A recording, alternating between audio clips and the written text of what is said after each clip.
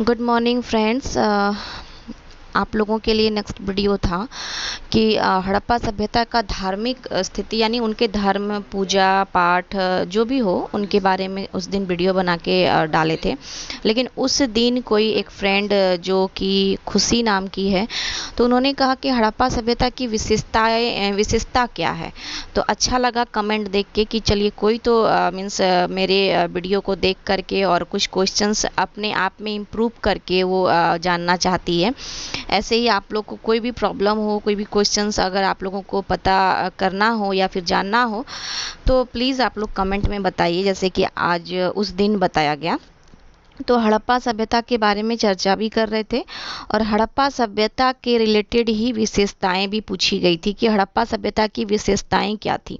वैसे हड़प्पा सभ्यता हमारा बहुत डेवलप था, उनका पतन हो गया, अभी तक कुछ पता नहीं चला कि वो हड़प्पा जो सभ्यता है उनका पतन किन विधि, किन नियम, किन के जरिए ऐसा हुआ कि आज उतनी बड़े जो शहर है, बहुत ही मान के चलिए भारत में उतने बड़े क्षेत्र में वो पसरा हुआ था और उस क्षेत्र के अनुसार वो बहुत जैसे कि अभी हमारे भारत हैं उसी तरह के वो सभ्यता थी, सिंधु घाटी सभ्यता। तो उनका विलय हो जाना एक अभी तक कोई वैज्ञानिक पता नहीं लगाया। खैर वो अलग क्वेश्चंस है, उसके बारे में बाद में बताएंगे। लेकिन फिलहाल अभी हमारा क्वेश्चंस है कि सिंधु घाटी यानी हड़प्पा सभ्यता जो है उसकी विशेषताएं क्या थी। तो सबसे पहला तो हमारा शहरी सभ्यता थी, वो नगरीय योजना सभ्यता थी, है ना। हड़प्पा सभ्यता जो हमारी थी वो नगरीय शहरी सभ्यता थी। इस सभ्यता काल की नगर योजना जो है बहुत ही अत्यंत ही इम्प्रूवमेंट में थी, उच्च कोटि की थी। उसमें क्या थी, देखिए हड़प्पा सभ्यता की जो नगर थी यानी कि उसके जो भवन थे, मीन्स शहर जिनको कहा जा सकता है, अगर हम देखा जाए तो भवन जो थे वो ईंटों के होते थे, पहली बात। और ईंटों के होने के बाद उनके बाद साथ क्या होता था ना कि वहाँ एक चबूतरा, जहाँ बैठने उठने का जो होता था ना, वो चबूतरा भी बनाया जाता था शहर में। जो क्या कहते हैं उसके चबूतरा का निश्चित सीमा बना हुआ था कि कहाँ पे कौन से चबूतरा पड़ेंगे और मीन्स बैठने उठने के लिए। और प्रत्येक घर जो थे उनके घरों की जो नालियाँ थी वो सटी हुई रहती थी, ताकि उनका जो गंदा पानी है वो डायरेक्ट पहले तो नाली के जस्ट बगल में मीन्स दीवार के अंदर वो ढकी हुई रहती थी।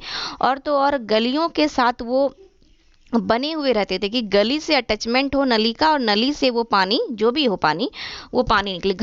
घर का जो प्रवेश द्वार होता था वो बहुत ही, जैसे कि सामने से हम लोग अभी फ्रंट से एंट्री करते हैं, तो उस समय वैसा नहीं था बच्चों की। घर का जो द्वार था, स्टार्टिंग जो हमारा फ्रंट जो था वो वैसा नहीं था, वो पीछे की यानी कि आंगन के मान के चलिए, आंगन से आपको एंटर करना था। और तो और पहली बात की जो हमारा उस जो मीन्स फ्रंट जो था हमारा घुसने का जो घर था, वहाँ पे खिड़कियाँ उस मीन्स उस घर में खिड़कियाँ नहीं होती थी। वो घर ऊपर की ओर आपको खिड़की मिलेगी, नीचे की ओर नहीं मिलेगी। और नीचे जो होती थी, वो नीचे का जो घर होता था, वो घर सामने फ्रंट में पहली बात की हमारा कोई दरवाज़ा नहीं, कोई खिड़की नहीं, उस घरों में कोई खिड़की नहीं, और रोशनदार भी वो नहीं होता था। यानी रोशनी का प्रवेश उसका मान के चलिए कि अगर कोई खिड़की नहीं तो वहाँ रोशनी भी नहीं। तो बहुत ही ऐसा होता था, ऊपर की घरों में आपको दरवाजा मिलती थी और प्रवेश का जो द्वार था वो पीछे की ओर से आपको एंट्री करना होता था। और सब पहली बात कि जितने भी घर होते थे वो वहाँ पे स्नानागार यानी कि नहाने का घर, ये बाथरूम जिसे कहते हैं, आंगन और रसोई घर अवश्य होता था। ये बहुत ही इम्पोर्टेंट था। उसके बाद ही जो भवन जो आपको बताए कि वो ईंट जो होती थी यानी कि पक्की ईंट होती थी। और इसी से पता चलता था कि उस समय भी हमारा ईंटा यानी भट्टा वाला जो काम होता था, ईंट बनाने का काम, उस समय से ये भट्टा वाला काम मीन्स चलता था। तो यहाँ ईंट का भी बने होते थे, और जो रास्ता होती थी वो छोटी ईंटों का बना होता था। और ईंटों पर क्या लगाया जाता था, जिप्सम या मिट्टी का गारा ईंट में प्रयोग किया जाता था। अभी तो हम लोग सीमेंट जो भी बहुत अच्छे अच्छे कंपनी का सीमेंट है तो उनको यूज करते हैं, लेकिन उस समय जिप्सम था और मिट्टी का गारा से उस मकान या उस भवन का निर्माण किया जाता था। ठीक है। उसके बाद क्या होता था कि भवन निर्माण में पक्की ईंटों का फर्श बना होता था। पक्की ईंटों जैसे कि अभी हम लोग कर रहे हैं, यानी कि इससे पता चलता है कि उस समय हमारा कितना डेवलप था वो सभ्यता, है ना।